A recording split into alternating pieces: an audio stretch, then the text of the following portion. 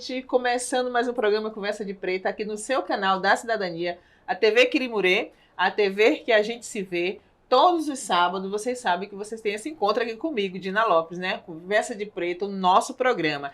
E esse mês, o programa Conversa de Preta traz para vocês assim, é um programa diferente. Nós ganhamos o edital da SPM, né? Elas pelo Fim da Violência, que eu vou trazer para vocês aqui relato de mulheres que passaram por violência. A gente vai participar de uma roda de conversa chamada Câmara Ação, Violência contra a Mulher Não. Até para você que está nos escutando também entrar nessa luta, você que é homem, você que não é homem, mas é mulher também, e percebe essas coisas, vamos se juntar. Nós precisamos cada vez mais se juntar para acabar com esse mal na nossa sociedade, que é a violência doméstica. E todo mundo tem que se envolver, porque a gente precisa fazer esse mutirão, viu, gente? Então, o Conversa de Preta está trazendo aqui para vocês esse mesmo programa para a gente falar sobre esse assunto. E para começar, eu vou trazer aqui uma pessoa maravilhosa, com uma história de vida, de superação. É uma lutadora essa mulher, viu? Clara Martins é o nome dela. Olha só que linda! É uma mulher multifacetada, resiliente, mãe, empresária, defensora do empreendedorismo feminino, voluntária, ativa na área social, buscando sempre contribuir para o bem-estar da comunidade. Além de ser palestrante, ela é escritora, ela compartilha experiência e conhecimento, autora de 2 livros maravilhosos, Manual do Casal que Trabalham Junto, o caso Chiara, se não foi esse, ela vai me corrigir daqui a pouco, o Rompimento do Silêncio, abordando temas relevantes sobre relacionamento e superação. Clara Martins possui uma jornada peculiar, gente, que inclui também uma sobrevivência a uma tentativa de feminicídio, após enfrentar 12 horas, gente, 12 horas de tortura contínua e sofrer todos os tipos de violências, abuso previsto na Lei Maria da Penha. Essa experiência dolorosa fortaleceu ela, viu? A sua determinação em busca de justiça e ajudar, né, outras vítimas da violência doméstica. Sendo presidenta e fundadora do Instituto Clara Martins. Em resumo, Clara Martins é uma sobrevivente, é uma lutadora, é uma voz contra a violência de gênero, cuja missão dela é inspirar e capacitar outras mulheres a se levantarem, a encontrar sua força interior e a reivindicar o direito a uma vida livre de abusos. Essa é Clara Martins, gente. Mulher, eu tô toda arrepiada, viu? Eu leio, Gina, você me mandou isso aqui, eu leio várias vezes e fiquei muito arrepiada. É pesado. É pesado. Mas 12 horas aqui. de tortura, isso realmente... É assim, a gente fica imaginando, a gente não consegue imaginar. E nem eu sei explicar como eu sobrevivi. Meu caso é conhecido como uma empresária que foi socorrida no interior com a espada de samurai. Então muita gente pode lembrar, porque passou na mídia a nível nacional. Antes disso, eu tinha minha vida anterior. Eu empresária, eu coordenei a Câmara de Mulher Empresária na Fé Comércio. Tenho projetos também na comunidade, que é o Projeto Mãe. Eu acho que aqui no Engenho Velho, Santa Cruz, foi Neuza, não sei se você conhece. Devo conhecer. Neu é uma cabeleireira, ela tem até um salão ali na Cardeal da Silva. Sim. E assim, a gente ajudou essas mulheres a empreender, porque sempre para mim, eu entendi que a verdadeira autonomia financeira da mulher é que é seu empoderamento. Então a gente foca nessa parte do empreendedorismo feminino. Bom, em 2020... com a pandemia, eu acabei me envolvendo com um príncipe encantado. E meu caso, ele foi tido como peculiar, Dina, porque existe uma estatística, né? No qual diz as mulheres com esse perfil é que são mais propícias a sofrer um abuso. Eu estava totalmente fora dessa estatística. Era loura, tinha 2 empresas, com minha autonomia financeira. Então veio aquela questão, como uma mulher tão empoderada se tornou uma sobrevivente de tentativa de feminicídio. Clarinha, antes de a gente chegar a esse ponto, porque eu acho que esse ponto é um ponto essencial para a gente tratar aqui, só para as pessoas também verem quem era você. Você já traz um pouquinho que você era uma empresária bem-sucedida, mas você sempre morou em Salvador ou você veio do interior? Não, morei em Salvador. Sim. Atuei, sempre tive a parte social também muito forte. Eu não sei se você lembra dos projetos dos tijolinhos. Sim. Da Irmã Dulce, eu coordenei aquele projeto com as amigas de Dulce, a nível de Salvador, nas escolas. Era casada? Fui casada, Fui né? casada. Depois que me separei, tive esse relacionamento. Vim de uma realidade mais humilde, né? Meu pai era motorista de táxi. Eu acho que aí, quando a gente passa por várias coisas na vida, a gente consegue entender a dor do outro. Sim. E sempre fazer com que aquela pessoa não passe pelo que a gente passou. Talvez no empreendedorismo feminino eu tenha tido muito isso. Eu empreendi por necessidade, porque nasceu meu primeiro filho. Eu empreendi, mas eu tinha minha mãe como referência, que era uma mulher também à frente do tempo. E eu sabia que outras mulheres também poderiam empreender. Só bastava a gente desse aquela inspiração. As oportunidade, mulheres, né? O reconhecimento, né? Isso. O que acontece? A mulher ela já tem isso nato. Ela já é uma dona de casa, ela já cuida, já gerencia seus filhos. Então, assim, ela já é uma empresária, mas às vezes não sabe, não se reconhece como tal. Então, na Câmara de Mulher Empresária, a gente trabalhou muito isso, essa questão do empreendedorismo. E, junto com as comunidades, o entendimento de que quando a mulher, está na comunidade e ela consegue ter a sua autonomia financeira, ela acompanha a educação de seus filhos. A gente consegue reverberar isso para uma sociedade melhor, como um todo. Né? É diferente, porque a mãe às vezes sai porque precisa trabalhar para trazer sustento. Lógico. Mas se você fortalece ela ali na comunidade, na forma de empreender, a forma de multiplicar aquela renda, fortalecer, ali se torna um ambiente seguro, saudável, no qual as crianças que, mais do que nunca, é meu olhar no Instituto, porque se tornam vítimas indiretas. E você desenvolvia esse tipo de trabalho na comunidade, você dava esse tipo de assistência, né, a essas mulheres que precisavam um pouco desse olhar, até para que ela pudesse empreender, né, como se diz, a gente já nasce com isso. Pois é, com empreendedorismo. Junto com a SPM, com a secretária Julieta, na época. Julieta, lembro, parceira também do Conversa de Preta. Nossa, maravilhosa. Aí a gente doou 230 cestas básicas, mulheres monoparentais, Nordeste Amaralina, logo no início da pandemia. Então eu sempre teve esse olhar de preocupação. Tivemos reuniões com a ONU, mulheres, para saber o que é que a gente poderia fazer de fomento da economia, porque o dinheiro na mão da mulher é um dinheiro mais bem aplicado para a sociedade. Com certeza. Pensa em todo mundo, não é? Justo. O homem tem um nível de consumo diferente. O homem troca o carro, a mulher investe na educação dos nossos filhos.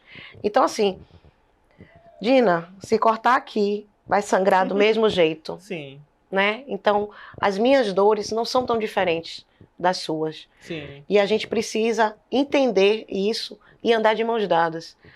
Então, quando a gente sentava com a ONU Mulheres para trazer esse fomento da economia, para como é que a gente poderia fortalecer, porque a gente sabe que a mulher, ela gerencia melhor o dinheiro, ela gerencia para a sociedade, e isso dá um impacto positivo. Então, assim, foram muitos projetos antes, né, do acontecido. Então, nesse caso, quando eu empreendi, comecei a empreender por necessidade, o nascimento do meu filho. Você tem quantos filhos? Tenho 2. Hoje tem 14 e o outro vai fazer 11.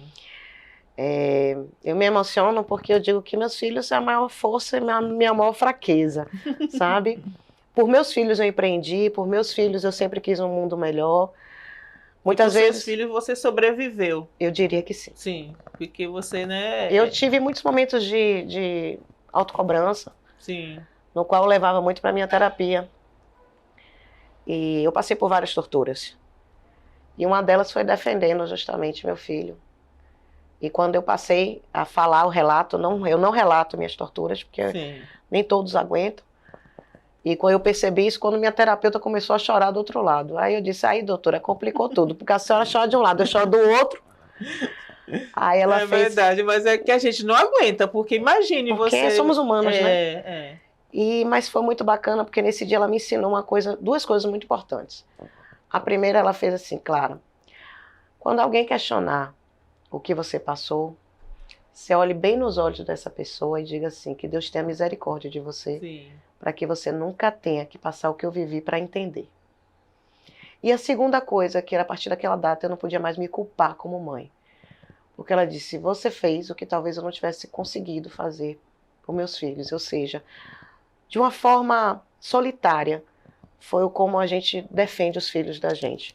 Então eu apanhei muito, perdi muita coisa, para que meus filhos não apanhassem, para que nada daquilo viesse reverberar em meus filhos.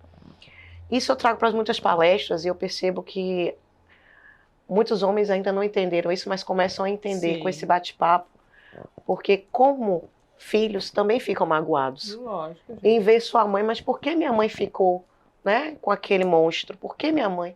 Mas não pararam para pensar que talvez aquela mulher tenha ficado porque precisava do sustento, do teto, e para onde ia com a criança. Porque muitas vezes, claro, alguns casos, muitas mulheres passam exatamente por isso, né? Elas continuam naquele ambiente porque não tem para onde ir. Hoje a gente tem vários mecanismos, financeira. Né? Exatamente. Então, é isso que eu quero chegar. Mas a gente vai agora no intervalo. Aí, quando voltar, você vai me contar essa história, porque eu sei que é uma história que eu quero que as pessoas escutem para prestar atenção, a sua coragem também, né? De falar sobre isso. Onde você conheceu essa pessoa? Como é que foi no começo, né? Porque tudo é flores. E de repente a pessoa se mostra o monstro e infelizmente você teve que passar, né, por situações que a gente não quer que outras mulheres passem. Não. Por isso que você tá aqui. Gente, vocês ficam aí que a gente vai parar um pouquinho, mas a gente já volta, viu? Rapidinho.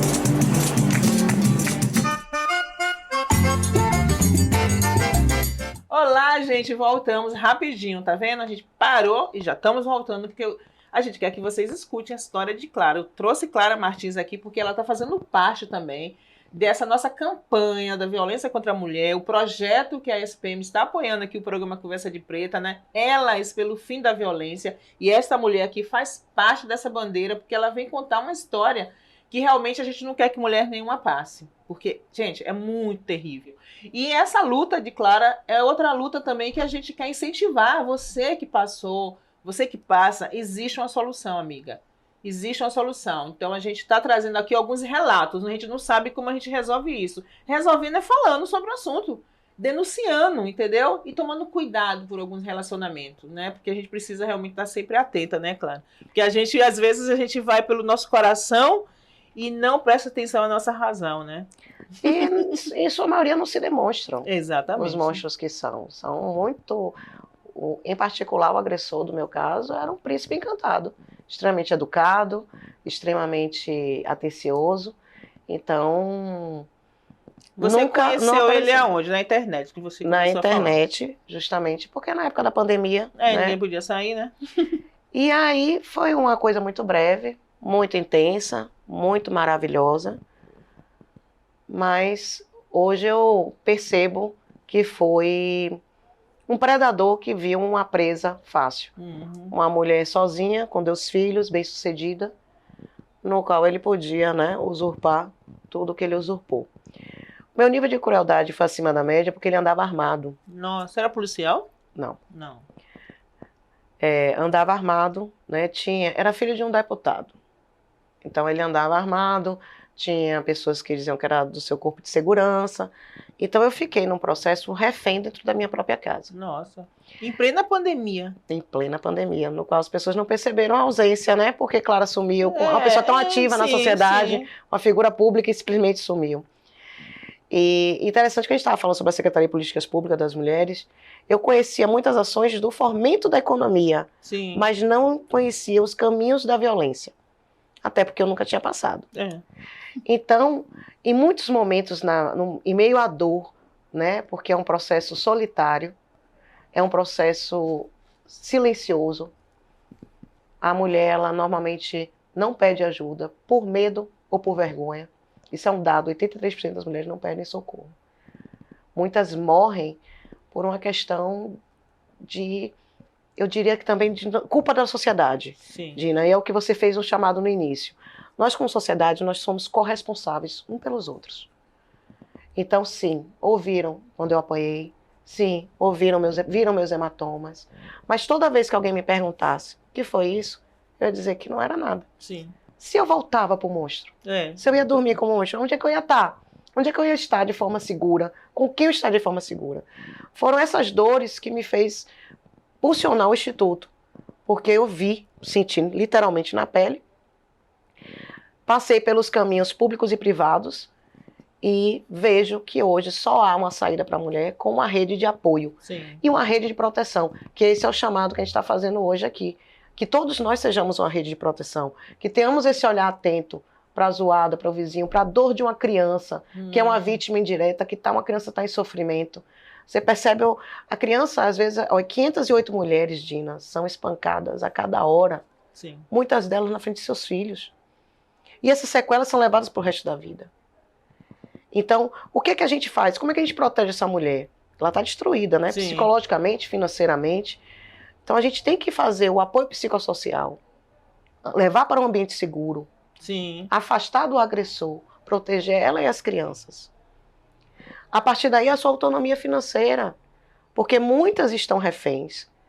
Não é pelo emocional, às vezes é pela dependência financeira. Com certeza. E hoje já existe, né, esses mecanismos. A Secretaria de Política para a Mulher tem hoje a Casa da Mulher, que dá todo esse amparo, né? Então, em 2022, quando eu fui acolhida, não tinha nada disso. Não tinha nada disso. Quando eu entro na Casa da Mulher Brasileira, eu entro feliz. Eu digo, meu Deus, obrigada, porque eu vejo que outra mulher não vai precisar passar porque eu passei. Ô, Clarinha, eu queria que você falasse um pouquinho assim, a primeira agressão, né? Em que momento aconteceu? E que você percebeu que aquele príncipe não era um príncipe. Também não era um sapo, porque sapo não faz isso. Era um monstro mesmo. Eu diria que é um dragão. Tocou fogo em tudo, literalmente.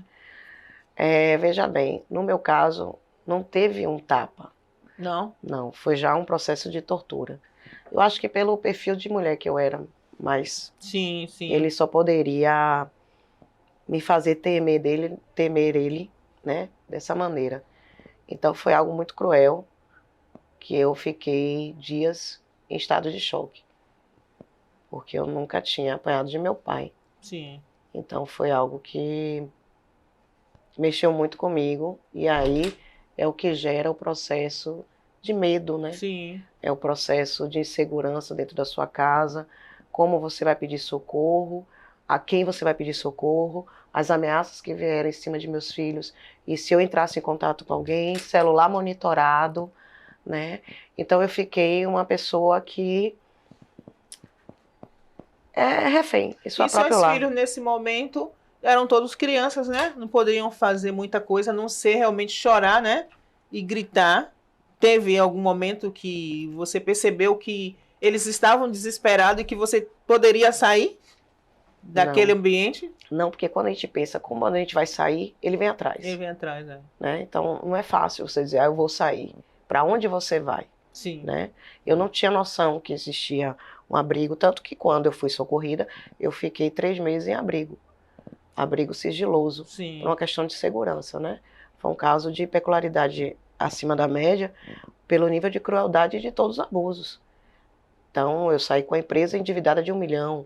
Eu saí com o nome sujo, uma mulher com 40 anos de história, que sustentava seus filhos, que trazia toda uma bagagem. Você vê o nível de então, crueldade. A violência, ela passou também patrimonial, né? Porque aí a sua empresa, ele passou a administrar e a gastar. Ele fraudou. Fraudou. Então... realmente. Até hoje eu trago sequelas, né? Porque o que é que acontece? Uma mulher... Normalmente, o que é que a gente percebe? O que eu percebi nessa experiência? Eu tenho sequelas chamadas sequelas solar de guerra. Sim. Então, eu não consigo produzir de 8 às 18.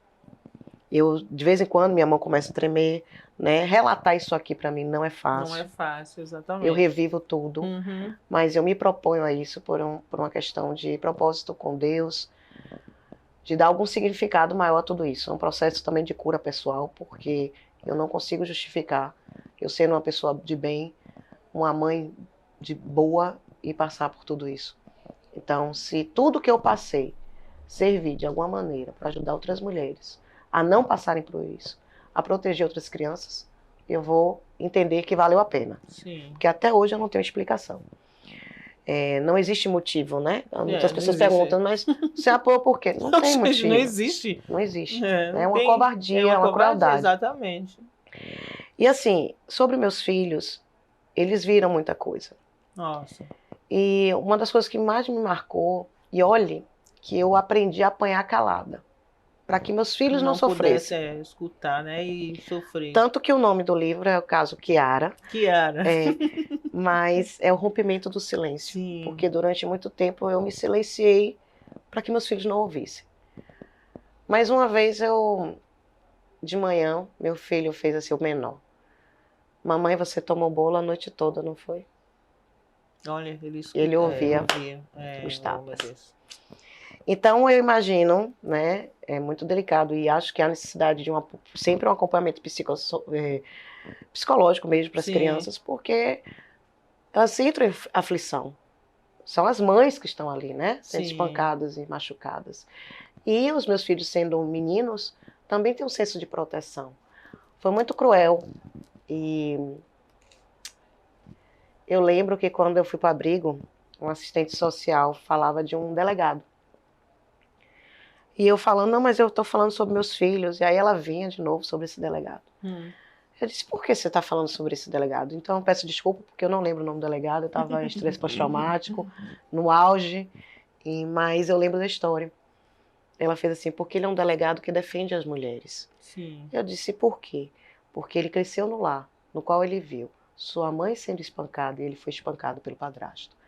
Então, não estou querendo que a gente transforme isso, né? Quem passou, não tem jeito, que a gente possa juntos transformar numa história diferente. Sim. Né? Num processo de autocuidado, de cuidado próximo.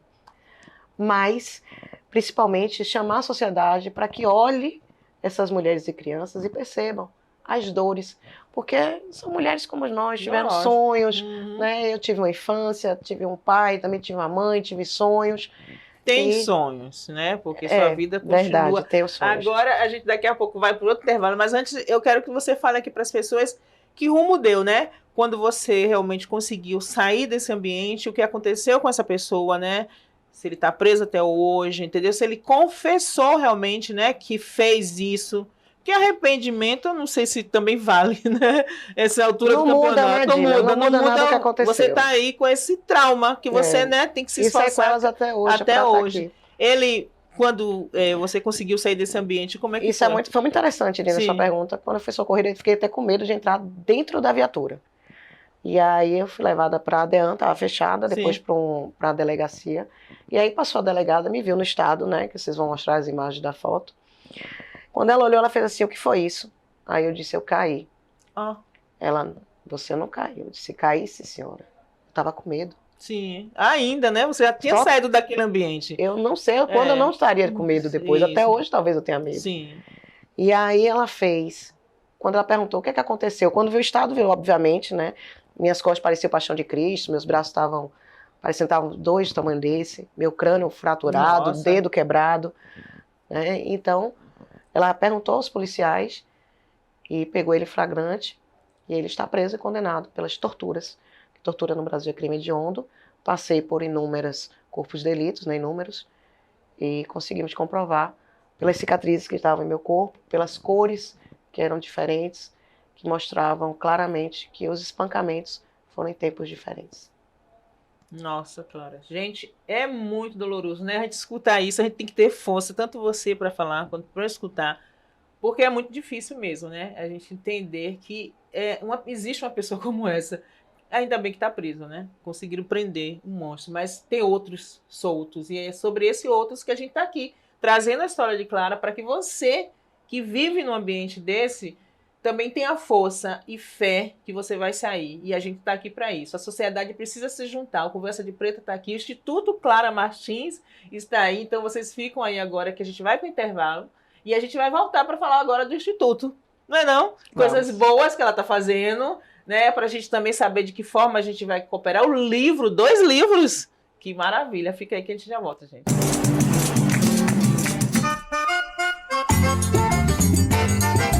Então, gente, voltamos. A gente para um pouquinho para respirar, né? Porque tem horas que a gente precisa respirar para continuar a caminhada, porque é muito difícil. É muito difícil a gente estar aqui ouvindo esses relatos, né, de Clara Martins e imaginar o que ela passou, né? A gente tenta imaginar, mas a dor, eu acho que quando uma mulher sofre uma violência, todas nós sofremos, né?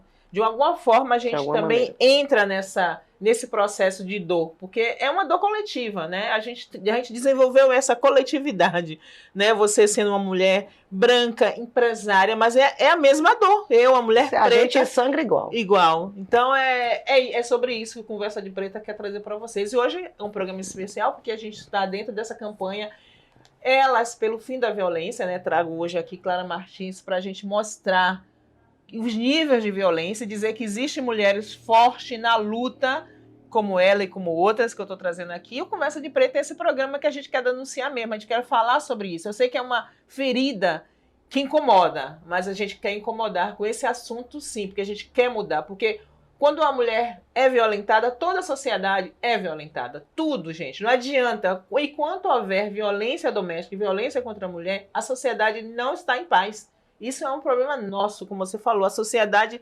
está em perigo. Então, quando nós mulheres estamos passando por isso. Aí, ela escreveu o livro, vamos falando de todos os livros que você escreveu. Então, Dina, somos 52% da população, né? E a outra parte são nossos filhos. Então, eu vejo muito nosso papel importante em sociedade, como educação e como reverberar coisas boas, né? Coisas ruins acontecem, a gente não tem como mudar, a gente pode mudar daqui para frente. Bom, no meu processo no abrigo, foi uma terapia, né? Eu comecei a voltar para a minha infância, porque naquele momento eu já não sabia mais quem eu era. Eu já não tinha a minha condição financeira, eu já não tinha para onde voltar. Ele destruiu minha casa, destruiu minhas roupas literalmente no corpo. Eu já não tinha identidade empresarial, eu já não tinha identidade como mulher, como mãe. E eu precisei resgatar. Resgatar primeiro a mim mesma, né? Lembrar daquela menina que uma vez não tinha boneca, mas que cresceu, empreendeu e sustentou seus filhos. Eu precisei lembrar daquela adolescente que teve suas frustrações, né? Pelas suas inseguranças, mas que depois virou uma grande palestrante. E nasceu Chiara. Chiara, é claro, italiano, mas qualquer semelhança é mera coincidência, porque eu não aguento mais processos na minha vida. Sim, senhora. Estou cansada. E Chiara é um trabalho feito a 4 mãos.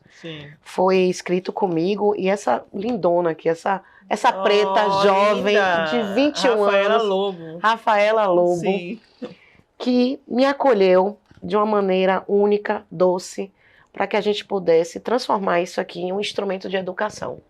Então, eu tinha história, mas ela trouxe a leveza, a beleza da poesia. Então, se tornou um livro que, apesar do tema ser pesado, graças a Deus, é um livro leve. Que as pessoas conseguem uma narrativa, se pôr no personagem Chiara, que é uma personagem universal, né? Chiara é uma menina, uma mulher, e ela conhece o agressor e aí segue o baile para vocês entenderem o que é o abuso. Vou ler, viu? Vou ler e vai ser um material de estudo. A ideia é essa, para que a gente possa ajudar, né, a partir da história de Chiara. E já lhe sugiro convidar também Rafaela Lobo, porque foi uma experiência muito linda. Ela é muito jovem e assim ela é muito especial. Essa aqui é um personagem até baseado nela. Né? Jornadas de Chiara. Jornadas de Chiara. Empoderamento e força. A gente trouxe Chiara adolescente, né? E as personagens para que a gente pudesse trazer de forma lúdica para as crianças a parte de educação, do que é o respeito, do que é o limite. Então, assim, a gente vai trazer temas de combate às drogas, educação sexual, a parte de violência sexual, violência contra a mulher, racismo, tudo a gente quer. Então, é uma turma de Chiara, tá? Chiara é uma das personagens. A jornada de Chiara. Aí tem... E assim, a gente tem uns projetos lá no Instituto, que é que o Instituto nasceu. O Instituto nasceu da dor, né? Hoje nós temos 40 voluntários, dentre eles 70% eu diria que são filhos de vítimas e vítimas. Então é um processo muito genuíno de quem passou por aquilo e não quer que ninguém mais passe. Existe um estudo de quem passa fome não consegue comer sem dividir a comida. Se você estiver aqui, né, vai ser dividido. Então, quem passa por um processo de violência, seja ela qual for, tem um estudo na ONU que 1 em cada 4 mulheres são violentadas hoje no mundo, ela não consegue não ter empatia, ou não consegue não fazer algo para Sim. tirar a dor da outra. Então, graças a Deus, o grupo é um grupo muito lindo, formado também por psicólogos, designers, advogadas, que a gente tenta, né, de uma maneira ainda muito, muito pequena, ainda gateando, acolher essas mulheres e seus filhos, direcionando os melhores caminhos. A primeira campanha que nós fizemos chama-se Kit Dignidade. Sim. Porque era justamente absorvente, pasta de dente, sabonete e escova de dente. Por que essa campanha? Foi a minha primeira necessidade. Por isso que eu disse, a gente sangra. E eu não tinha absorvente. Eu cheguei no momento que eu passei fome, precisei de ajuda. E graças a Deus, hoje eu posso falar isso de uma maneira tranquila, porque Deus me mostrou também seus anjos. Então, quando a gente diz que você não está sozinha, acredite, você não está sozinha. Sou eu, é Dina. Vão ter sempre alguém, pessoas que vão querer te ajudar, te acolher. Graças a Deus, nós temos uma rede de proteção, uma rede de acolhimento. O Estado, a cada dia, melhora seus processos. Olha a nossa Casa da Mulher Brasileira. Não tinha na minha época. Não tinha, é verdade. Hoje está tudo junto. Então, eu vejo que estamos perto do fim. Né? E com esse trabalho em conjunto, a gente vai com certeza educar nossos filhos para que eles não repitam essas dores, nem que nossas filhas consigam se defender e proteger essas mulheres que já estão no ciclo para poder tirá-las desse caminho. Então, Dina, eu só posso lhe agradecer, ressaltar para quem está em casa, nós sangramos do mesmo jeito. Sim, com certeza. Então, estamos aqui para poder mudar tudo isso e fazer a diferença. Com certeza. É uma gratidão e um prazer enorme estar aqui com você. Eu agradeço, Clara, viu, pela sua coragem, né, de se reerguer e voltar de novo, né, foi lá no fundo, deu seu salto e tá aí linda, maravilhosa, tentando fazer algo melhor, né, e a partir da sua história. Imagina, aí aqui tá, cheguei no fundo do poço. Você tem toda a razão, mas eu só consegui sair porque eu tive mãos. Sim. Tive pessoas que me deram as mãos. E é o que o chamado que a gente vai fazer para a sociedade. Né? A gente segurar a mão dessa mulher, não largar e trazer soluções eficazes e que ela entenda que ela não está sozinha. E que mais aquilo que ela passou não vai definir ela. O que vai definir é o que ela vai fazer daí para frente. Verdade, isso é verdade. E aí, gente, dizer para vocês que o programa finaliza aqui, né? Conversa de Preta, hoje, sábado. Segue ela no Instagram, segue o Instituto Clara Martins, Conversa de Preta também, vocês já sabem. Quero agradecer à Secretaria de Política para as Mulheres, nossa secretária Elisângela Araújo, pelo apoio, né? Esse programa hoje está sendo apoiado pela Secretaria dentro do edital Elas pelo Fim da Violência, né? Então a gente agradece, como Clara falou, são várias mãos, né, nesse processo. É o Estado, através da Secretaria de Política para as Mulheres, é o Instituto Clara Martins, é o Conversa de Preto, é a TV Quirimurê. É uma rede. É uma rede. Tamo e juntas. Você aí também, em casa, assistindo a gente, também entra nessa rede. Sentiu sua vizinha do lado? Procura saber se ela está bem, ouviu um barulho? Se mete. Por briga de mulher, a gente tem que se meter? Sim. Entendeu? Vai lá, quer uma ajuda? Tem a Casa da Mulher Brasileira tem, agora. Ou denúncia anônima, 180. Entendeu? Não vamos precisa. se juntar e vamos realmente combater. E não, gente, é não. Eu escuto por aí algumas músicas, quem disse que não é não? Não é não. E você tem que dizer não, entendeu? E os homens têm que aceitar. Aqueles insensíveis, né? Porque tem muitos homens que estão com a gente. Sim. Tá nessa luta com a gente, entende que esse processo de violência, ele não faz parte da história da humanidade, não faz parte da história dos homens, e sim de alguns homens, monstros, que preferem atuar dessa forma. Então a gente tem que combater, se juntar todo mundo e dizer não é não mesmo, entendeu? E vamos juntos e juntas e juntos realmente dizer não à violência contra a mulher. Câmara, ação, tá bom? Um beijo no coração e até sábado. Tchau, tchau, gente. Gratidão.